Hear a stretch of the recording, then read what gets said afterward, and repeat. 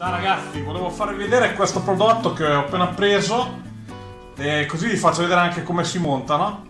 Sono le cartucce compatibili della Green Sky, quindi voi dovete togliere questa cosa qua, qui lo togliete, non toccate questo e non toccate questo, aprite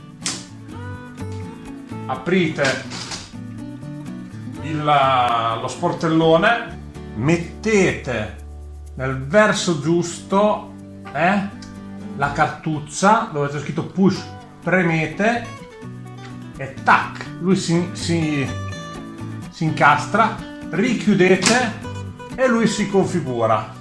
Facciamo una prova di stampa, vediamo se funziona bene.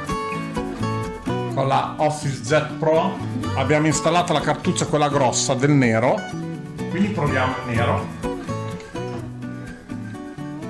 Ok, vediamo un po'. Andate in stampa, vediamo come stampa. Perfetto, vedete? Stampa benissimo.